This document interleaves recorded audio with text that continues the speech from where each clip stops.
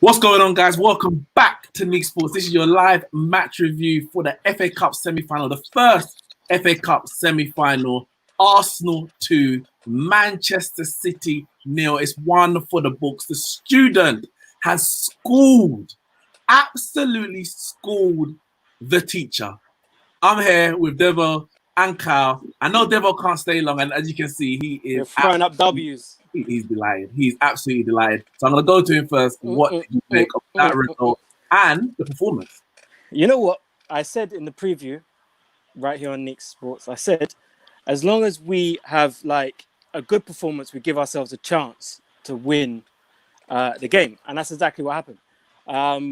We, from the first 5-6 minutes, it looked a bit dodgy because we just sat back and we said, like, we're going to defend for the whole 90 minutes. I thought we can't really do that. But it's like we lured them into a false sense of security.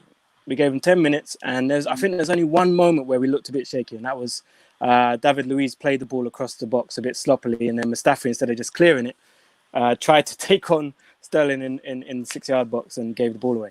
But after that, we were solid. We were solid. And what we did is when we had the chance to break and get forward, we were doing it at pace. Pepe was, Lacazette had a great game as well, dropping very deep to pick up the ball and help the midfield. And, Aubameyang, he missed a sitter, and I was thinking it's not going to be our day. And then he scored probably the hardest chance he's had all season. He managed to put it away and made it look easy. But I want to shout out Luiz, Mustafi, Tierney. That back three were solid after that first 10 minutes. We're absolutely solid. And shout out to Niles as well, because I was like, why is he playing? And he had a stormer on the left. His final ball in the attacking third was a bit poor, but that's to be expected because he's not strong on his left foot. But he was solid. Defensively, he was solid. So, and Xhaka, my man Xhaka, gone full circle. Xhaka has been immense since the restart. And I don't think we've lost a game with him in the team since the restart. I think something like we concede 1.5 goals less when he's in the team.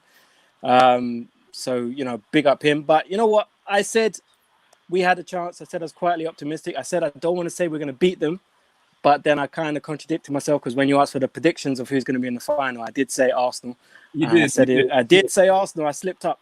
But I did say Arsenal. I just had a feeling. It's the FA Cup. We've got that juju. It's the cup formerly known as the FA Cup. It's the Arsene Wenger invitation. No, I have to say, I have to credit Arsenal. Because they, for me, Arteta put in. It was a master plan. And I mean, to be fair, to play City, you kind of know what you have to do, but to be able to go out and do it and execute it is very, very difficult. Everyone knows City are going to have boss of possession. You have to sit back. You're going to have to be, tight, and then you have to get them on the counter and be clinical. And the way Arsenal defended, and you mentioned Luiz, you mentioned Mustafi, I haven't seen Arsenal defend like that in years. And I mean, exactly. Because even in the Liverpool game, which you won, you weren't as solid defensively, and even in midfield as you were in this game. I mean, he's got them playing in a way and committed in a way that I haven't seen Arsenal do for years. See, and the thing is, we have been defending well. When I say defending well, I mean in terms of shape and organization. It's been individual errors. That have cost us. And we kind of cut those out today. Yes, there was that first one, but that was in the first 5 minutes, and we got away with it. After that, it's like, okay, we've had our mistake. Now let's play. We defended well. We was organized. And I think it was quite interesting because I noticed what he did. We never really put too much pressure on Kevin De Bruyne when he was on the ball. I think what he had them do is occupy the spaces so he hasn't got anywhere to play the ball into. And I think that's what we did well. We weren't tight on De Bruyne. At first, I was like, why don't we get tight on him? But then I realized if you take away the avenues for him to play the ball into, he's going to lump the ball in the box. And 9 times out of 10, who's going to win the header? Jesus or Luiz, Mustafi and Tierney? The way that you lot made the pitch so tight and let's say go wide, cross the ball. Jesus and Sterling, they ain't doing that. Even though Sterling had a few chances, they're not winning the header 9 times out of 10. So I think the tactics were absolutely spot on. For you, who was your man of the match? I want to give it to Niles, just because playing in a left wing back role, which is not his chosen position, and coming into the game, a lot of people would have thought, "Why is he playing?" I thought that, I know he did well there in a substitute appearance against Wolves, but this is a different kettle of fish. So, but then I also can't. I want to give it to Luiz. Yeah, I'm going to give it to David Luiz because yeah, I think he deserves it. yeah. I think he deserves it. I think he that's the best game he's had in an Arsenal shirt. I'm gonna bring him here now. I know you can't stay, so whenever you're ready to drop out, just let me know. Yeah, that's my boy, Ramsey. Well, Yo, you not saying what? Cup final and them thing there, yeah? Yeah, you done it. Hey, Wembley. She wore. No, I'm not gonna give it all of that. I'm not gonna give it all of that. Hey, Carl. Hey, Carl, what are you saying about? I saw the preview. You know, you saying something about at least 3 goals or something like that. We're gonna concede. I saw that. Bro. I'm here now. I'm here to face the season now. After the 3 goals conceded. Sheet just come out the washing machine, bro. Clean. Clean. Held them. And you know what? Like, I wasn't even worried. Like, I mean, yeah, we got peppered in terms of possession as we did against Liverpool, and we got peppered in terms of conceding chances. But I genuinely wasn't worried that we were going to concede a goal. I was nervous that we might, but I wasn't thinking that Martinez was having bare world-class save left, right, and centre. In fact, I can't even remember a great save he pulled off. He had one against Mahrez. One really good save, yeah. Yeah, down low. But even then, like, with Mahrez, you're kind of expecting that cutting to go bam, top bins or something like that. But we just held them off so easily, man. And then caught them on a counter-attack. I mean, we done that so many times. Just sitting back and just waiting for the chance. And the Tierney ball was bad. And then Aubameyang just doing what Aubameyang does, man. And we deserve it, bro. Were you worried when Aubameyang missed that first chance where he goes straight through the middle? You're thinking, put that either side of Ederson. When he missed that, you're thinking, damn, that was like a chance to really start, and now we're going to pay for it. It was, but the good thing was the next chance came like 2 minutes later. So you didn't even get a chance to think about it because it's like, you're gutted, but then it's like, okay, right, another chance. If you miss the second one, then it's like, all right, maybe one of them days, isn't it? That's not going to go in. But yeah, it was one of them ones where it came so quick, and he just needed to just make a decision left or right, and he just powered it. Which was obviously the wrong thing to do. Which he doesn't usually do. He doesn't usually go. No, that's not him. It was very strange. That shot. I wonder whether he was trying to think Ederson might read him. I think maybe, but I think it was the defender coming across, kind of made his mind up. Yeah. Right, his body. But then the second goal, again, he waited for Ederson as well. Like he waited so long. He could have hit it. He could have gone like around him. And I think Ederson would probably think that he'll go around him, but he waited for him to come out and open up, so that he could just slide it underneath him, man. So, I mean, listen, the man's clinical in front of goal, isn't it? That's what you have to say. Like, it's just proven now, man. It's proven. He does it. You say he can't do it in the big games, but I mean, FA Cup semi-final and everything there. Man City, one of the best teams in the country, and they're out, man. We're in the final. Yeah, man. Yep. I'm gonna have to love you and leave you now, guys. That's cool. I'm gonna go and celebrate.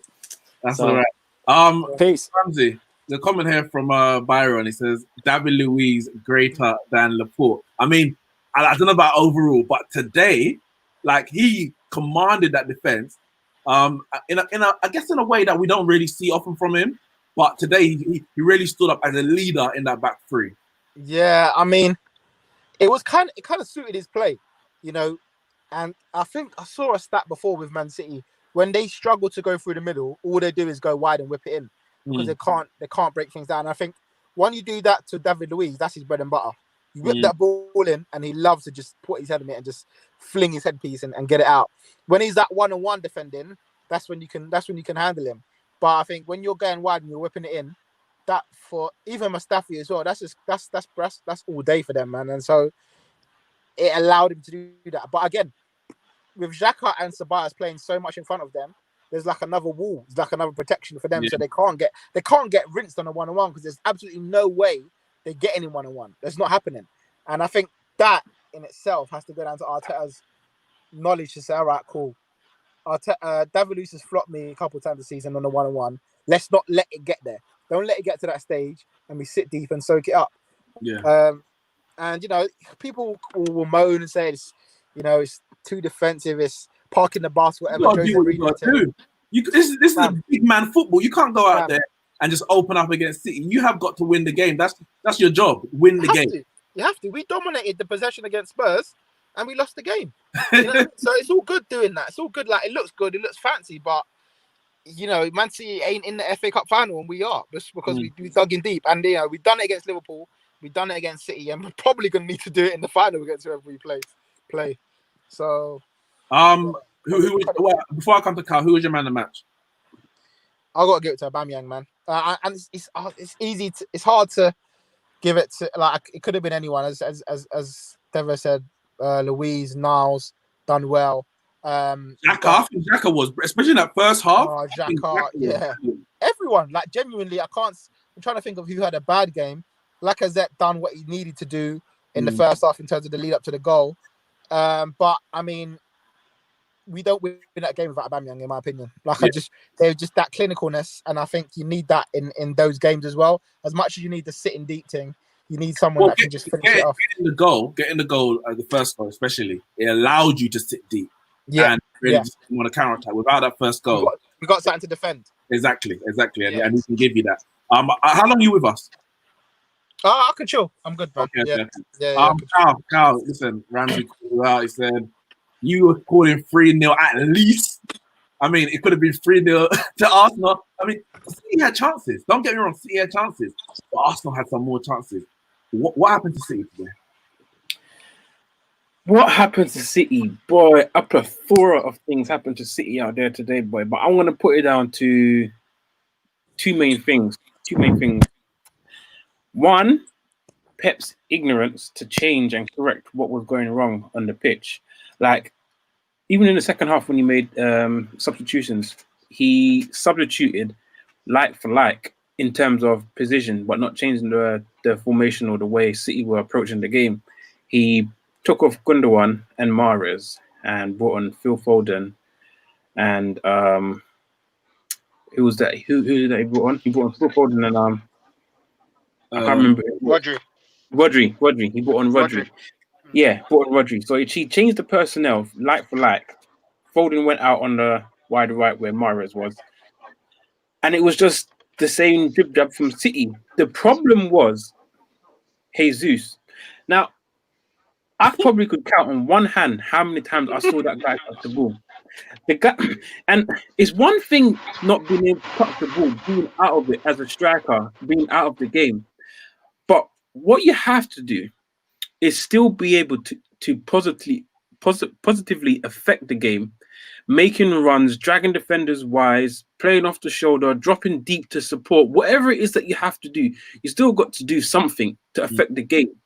I was watching him closely, and the guy's just there idling in the box. The ball's getting whipped in, and David Luiz is clearing it, and he's just there hopping in and around the box. There's the 6-yard box, the penalty area, and he's not affecting the game. He's doing absolutely nothing. Now, for the life of me, I couldn't figure out why Pep didn't take this guy off. The guy played the whole game and did nothing. Now, for me, it's more of a case of he's had players play in that false 9 position throughout the course of the season. Sterling's played there. Kevin De Bruyne's even played there. He's had players to play there. Yeah, Bernardo Silva's played there. Now, I don't know why that wouldn't have been a fault for him. If you take out the option of, okay, we're not going to play with a striker, then the whole David Luiz, Mustafi, and Tierney, that three at the back, they're now marking an empty space. Like, they're 3 players out of the game because the false 9 is drifting around, causing havoc elsewhere. It opens up the game, or it changes the game slightly. And for me, I think Pep was a bit naive. I think his thinking was, we're going to stick to what we're going to do because we got the better players, we got the better team. It's only a matter of time until this game turns around. But you can't do that. You cannot do that. You're looking at it, and if he's seeing the same thing that we're seeing, City aren't going to score in a month of Sundays. If that game went on for another 90 minutes, they still wouldn't score. Yeah, they still wouldn't score. They were pressing, and I said they did have chances. Sterling, Ramsey. When Sterling got in front of goal, I think about 3, possibly even 4 times. But there was the header that just hit him, and he had a couple where he was cutting back, and there was a penalty shot. Do you think he was City's biggest threat for you? Yeah, he was the one that looked like he could have had a chance, and I still feel that the left foot shot that he put wide, he's got to score that. He's got to get it on target. I know he's not left-footed, but a man of his ability in that area, like that's poor. That's kind of poor from him. I expected him to score. Yeah, he was definitely the main threat. As I said, I forgot Jesus was there. I genuinely forgot until there's one moment when he came back, dropped deep to pick up the ball, and I was like, right, he's still on the pitch. Like he was that non-existent. So, and it's difficult because how do you what is the actual answer to break down a team with a low block? Because Klopp couldn't do it against Arsenal on Wednesday. They struggled to do it when Burnley sat back the week before. City have struggled against Southampton when they did it then. So it's just hard to do. You've got to be so intricate with them in those areas. And usually David Silva can kind of do that, kind of dribble through and get today just kind of looked like it just weren't falling directly there. And and I think the main thing for City was that they didn't score in that first half an hour. They needed to score when the low block weren't there. They need to score first. If they scored first, it could have been a thing where they ran away because we have to chase the game. Yeah. And so by second half come, that's it, man. They're chasing shadows. One thing I wanted to mention though, in terms of why is your striker always on Twitter? Why is he always online? What's wrong with this guy? Because the man tried. I told you. I literally said this already. The man tried to say you don't score against the big teams. Chat to me, innit? Chat to me, saying chat to me, you lot. Because he's got that. He's got that, man. He's there. He's ready, and he's done it against City before. The man can score against anyone that he wants to, providing that they play in his way. And there's so much talk about him being the striker up top. Both those goals come from him just being out wide and just sitting and waiting for the opportunity behind Kyle Walker, who's actually had a decent game. He just 2 lapses away, didn't chase him, and that was it, man. The one thing I wanted to say. No, go. Sorry. Sorry. One thing I wanted to say in relation to Europe, becomes interesting in the Premier League now because 7th place is not an surety for Europe. So 5th and 6th are guaranteed. 7th is only available if Arsenal don't win the FA Cup. If Arsenal win the FA Cup, then 7th place is not. Yeah, you'll get it. You'll get the Europa League spot. Yeah, and 7th place don't, which at the moment is where Spurs are sitting. And I guess they would have hoped for Man City to win the game, which means that 7th is a guaranteed Europe spot. Now it just changes the whole thing in the Premier League, which is mad. I'll tell you what, because obviously you lot got this thing called St. Tottering's Day. The moment in the season where Spurs can no longer finish above Arsenal. And as it's looking that Spurs are gonna finish above what they are, well, it's 2 points to be fair, still 2 games to go. It's not a guarantee, but they're leading that race. But yeah, if you lot get, I mean, no one fights for Europa League, but if you get Europa League and push Spurs out, it's still starting to hold over them. Even at our worst, you lot are still below us in all intents and purposes. There it is, and that may literally just come down to that. Well, we never know. We'll actually, by the time the last kickoff happens in the Premier League, we don't know who's gonna be in Europe next year. And that means that Spurs have to win. They have to beat Leicester now, and Leicester's obviously got something to play for tomorrow as well. So it's going to be a mad game tomorrow.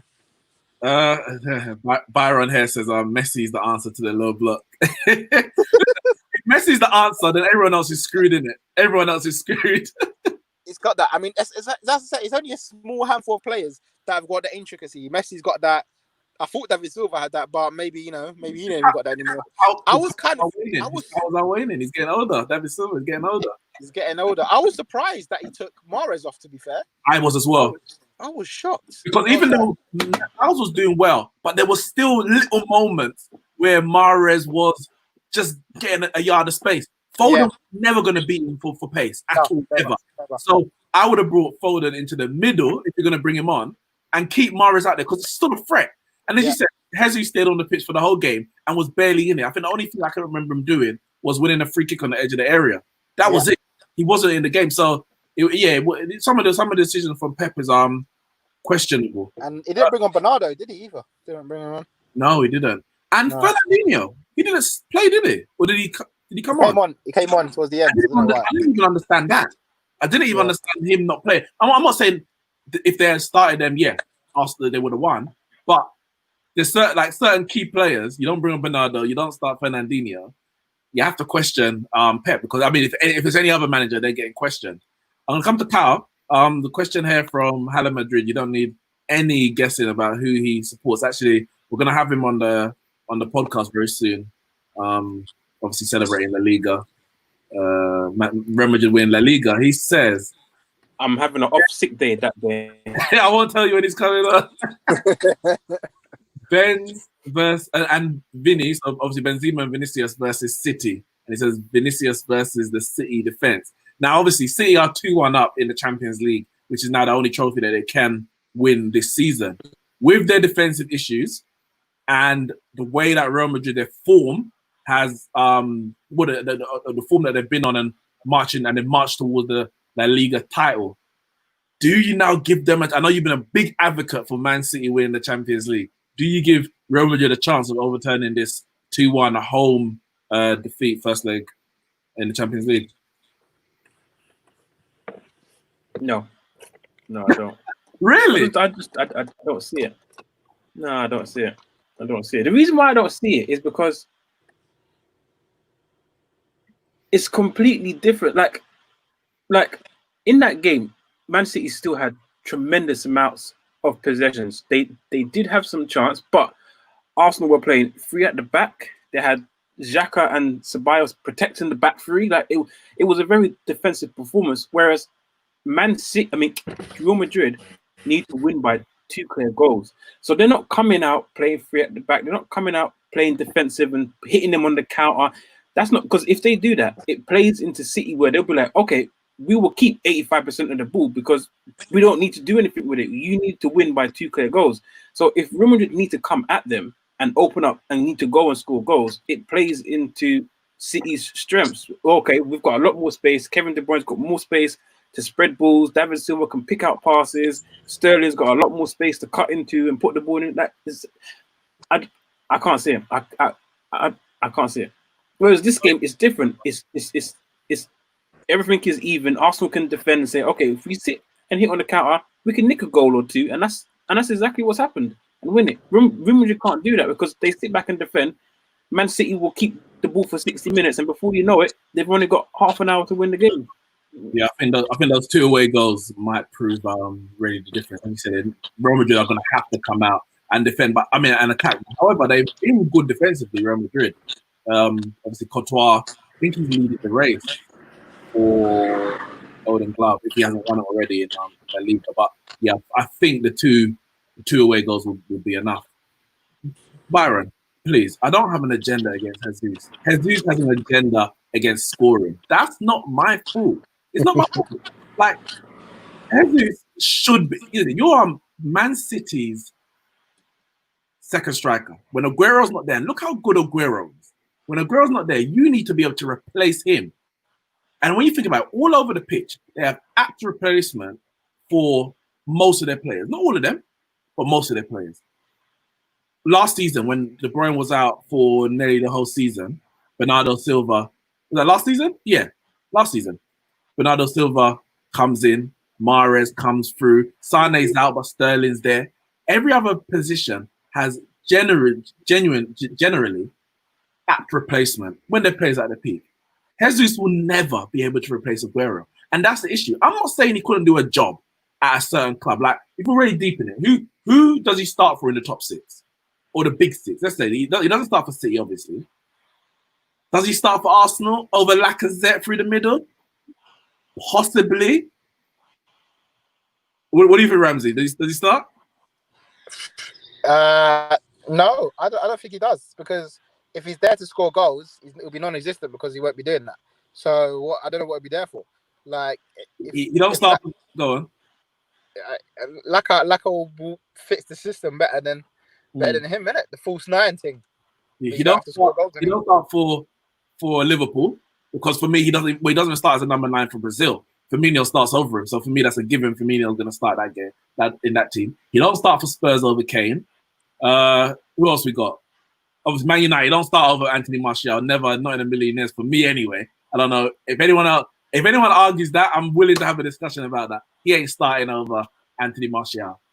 Does he start for Everton? Well, not over Richarlison, but maybe over Calvert-Lewin. I guess so.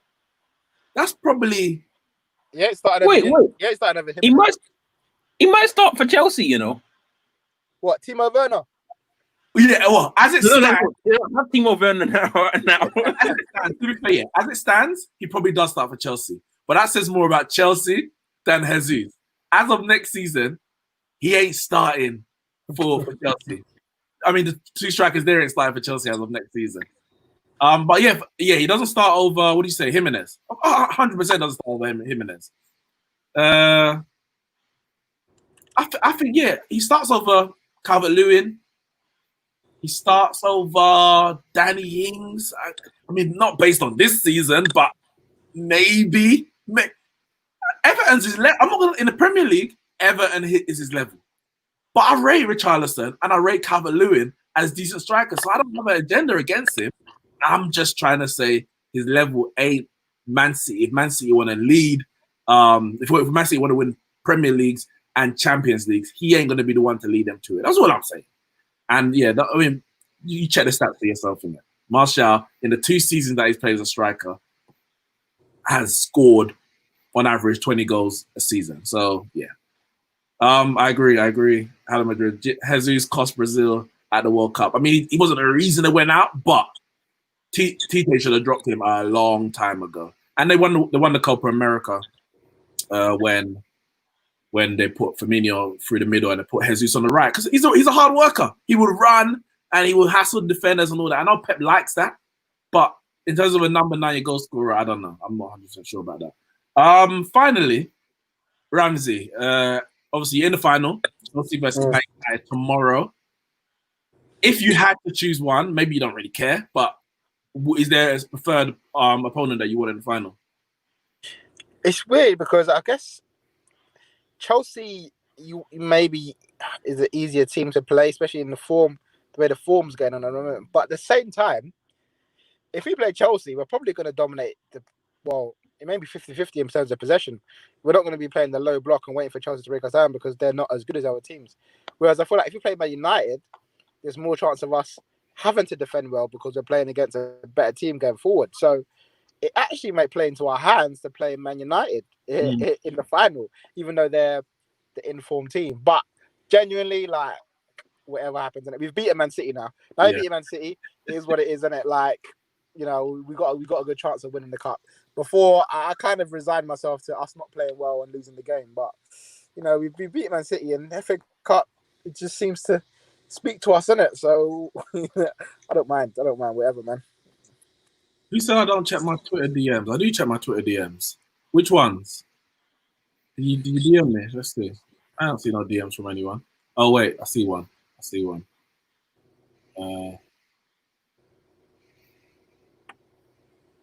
I don't know. I don't even know if that's you. But yeah, Carl. Who for you are the favourites right now between obviously Arsenal? Arsenal in the final. I get it. So you maybe have to say they got the best chance. But in terms of the 3 clubs remaining, who would you say is the strongest and would be most confident, obviously getting to the final? Who do you think will win it? I've got to say Man United's favourites. I do. Got to say Man United's favourites. I know was it yesterday? Yeah. In the previews, I said Chelsea to reach the final over Man United. But the reason why I said Chelsea is because I can't really predict what team Man United is going to go with. And I feel like Chelsea's going to go out with their strongest team. Whereas Man United, I feel like they're going to rest a few key players. And if they do that and Chelsea go out with their best team, you know, then they might nick it. But if all things are even, both are resting or both are going out full strength, then I expect Man United to win. And I would put Man United as favourites. So I'm putting Man United as favourites because if they're fielding their strongest team throughout the rest of this competition to go out and win it, then they should win it. And I could just see them ending the whole season on a high, winning FA Cup, winning Europa League, and finishing in top 4. Kyle, they're having fun with you in the comments, man. Who would win between Barca and Arsenal? I think they're taking the piss. Not gonna lie. Arsenal would definitely win that. No, I'm joking. You can't break down the low block, bro. Breaking down the low block. No, but the answer is Messi, and guess what? We have Messi. All right, Maitland now's got that. Don't worry about that, bro. You see, for me, yes, Man United, it makes sense to be favourites in terms of the players at our disposal, the form that we're in. Yes, it makes sense. But I always said if Arsenal beat City, for me, they're going to win it. Like, regardless of who gets through the final, they're going to win it. Because they have no business beating City. Arsenal have no business. Arteta has no business beating Pep Guardiola in the FA Cup. But if they do it, then they're going to win it. Because it's just like, it must have written in the stars. I don't know if the stars are aligning, but I mean, it's there. It's going to happen. And the funny thing, obviously, there's 3 managers there who probably really want a trophy. Arteta, Solskjaer, and Lampard. If Arteta wins that, which would be his first season coming in halfway, that would be a remarkable achievement. I mean, it would be a good achievement for either Lampard in his first season and Solskjaer in his first full season. Or for Arteta, if he was to go and win it, coming in halfway during the season, I think that would be an amazing achievement. But I think Arsenal's going to win it now. It doesn't make sense because even if they play Chelsea, you're thinking Arsenal finished 9th, Chelsea might finish 3rd, 4th. Chelsea should win, but it's the FA Cup. There's a reason why Arsenal's won it 13 times, and Arsenal haven't been the best team in England since like 1990 consistently, or since 1992 when the Premier League began consistently. But somehow they just always seem to get to the FA Cup final, win the FA Cup. But the last time they won it, they beat Man City in the semis and beat Chelsea in the final. Now, if they get Chelsea in the final, I'm sure some of them are going to want some revenge for what happened in Baku. I'm sure they're going to be some, and that was a massive game for Arsenal, not so much for Chelsea. So they're going to want some revenge there. And we played Arsenal this season twice. We drew once, we lost once. So I wouldn't go, if we got to the final, I'm not going to that game like, yeah, we're going to beat Arsenal. I'm not. I think we're better than Arsenal, but I ain't confident of beating Arsenal in the FA Cup final. I'm really not. So for me, Arsenal are the favourites. It don't make sense, but it is what it is, isn't it? It is what it is. So guys, in the comments, thanks for joining us for the live match review. Arsenal have somehow Arteta masterminded the victory against his old professor, you might say. The guy who taught him the ropes over at Man City, and he said, all right, I got your number. Got the victory today. Arsenal are through to the FA Cup final where they will meet either Chelsea or Manchester United. Make sure you join us tomorrow at full time after the second FA Cup semi-final, and we will know who our FA Cup finalists will be in 2020. Hit the like and subscribe button, guys, and I'll see you lot soon. I was about to go, but I just got someone just joined. I was literally just about to close up, but you're here, Shane. Who do you support? United. Okay. What did you make of the game today? Arsenal defended very, very well. They made it very hard for City to break them down because they didn't leave many spaces in the centre of the field, which is where City like to operate on. Yeah, well played, Arsenal. Going into the game, who were you expecting to win? I guess Man City probably. Yeah, City. Obviously, tomorrow, we've done our preview already, but for tomorrow, Man United versus Chelsea, what team are you expecting Solskjaer to put out tomorrow? And are you expecting, what result are you looking for? Personally, I think Ollie will bring a strong team out, but personally, I wouldn't because of the fact that, don't get me wrong, the FA Cup would be nice to win, but realistically, the priority is to get Champions League football.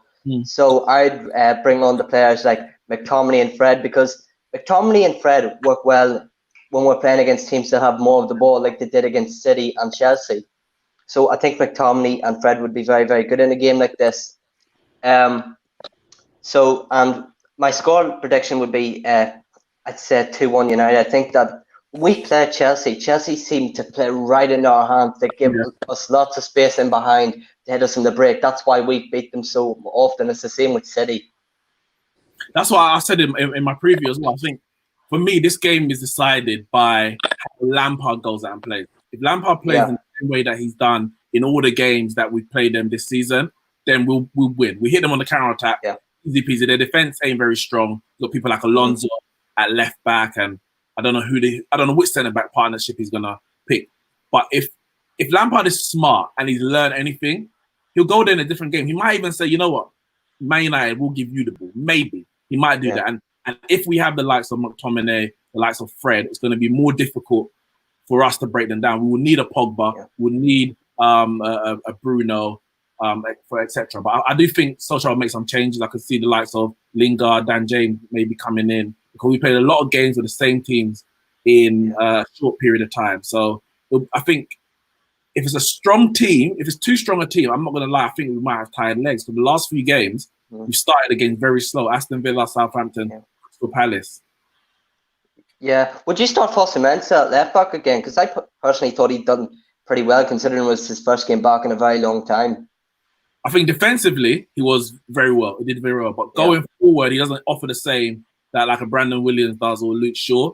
So I would, if Williams is fit, I would start him over Fosu-Mensah. I think two games in what, 3 days since it's Thursday? Yeah. I think that's going to be too much for him. But, you know, as I said, he did come in and do well. So we have to wait and see. But yeah, we're going to end the stream now. Thanks for joining us. We're going live tomorrow, obviously after the Chelsea-Man United game. So obviously hit up the description below. We'll have the link for the StreamYard so you can come and join us in the match review. Guys, everyone, thanks for joining us. As I said, hit the like, hit the subscribe button, and we will see you tomorrow. Come on, you